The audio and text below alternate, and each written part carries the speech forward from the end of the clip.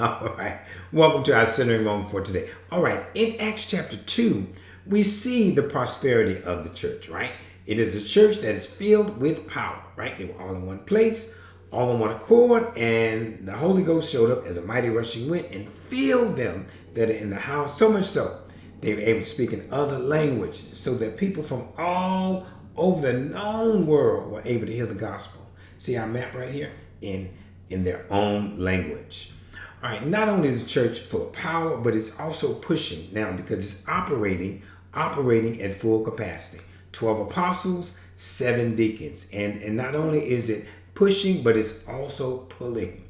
That's right. The church in Acts chapter 2 is growing by leaps and bounds. Luke tells us that over 3,000 people, 3,000 joined the church in one day, right here in Jerusalem.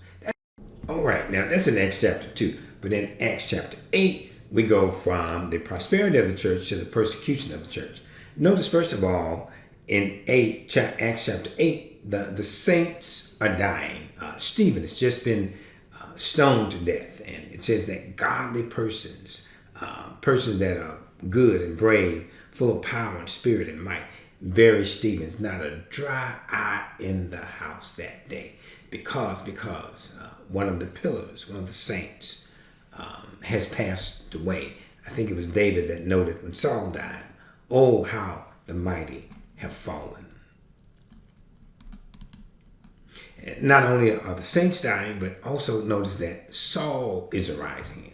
This fellow Saul was holding the coats of them that stoned Stephen. Then he goes to the king and says, give me power and authority, and begins terrorizing the church. He goes from house to house, dragging men and women from their residence and throwing them into jail, leaving their children unattended. And then not only the saints dying, Saul arising, but also the disciples are scattering. The Message Bible says that they are forced to leave their home base. I think Luke is perhaps asking us to see if the church is willing at this point to do what's called soul searching. Not just for souls that need saving, but for the church's own survival. What does the church do when saints are dying, hell is rising, and the disciples are scattering? And here's where I struggle. My first question, of course, is why is Stephen killed? Why not one of the apostles? I'm just asking. And then it says that godly men of power, men full of spirit, might, good, brave, bury Stephen. But that appears to be too little too late, because why were they not there to protect Stephen in the first place? I mean, let's be clear, like Mark Antony at Julius Caesar's funeral says, friends, countrymen, Romans, lend me your ears. We have not come to praise Caesar, but to bury him. Let's be clear that Stephen was murdered. They didn't come only to mourn him, but they did come also to bury Stephen. And then, again, I'm still struggling.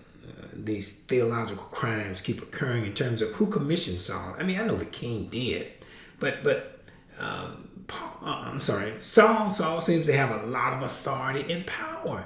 Didn't Jesus fill the church? Didn't the Holy Ghost fill it?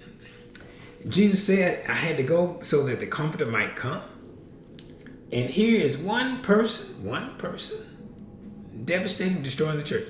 Why are the disciples scattered? Weren't they filled also? Weren't they filled with the Holy Ghost? What are they afraid of? Why are they afraid? Why do they have to leave their home base? Why are they scattered?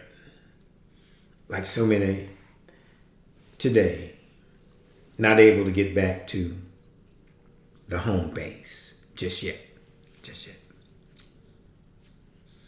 All right. Let me know what you think. All right. Gotta go.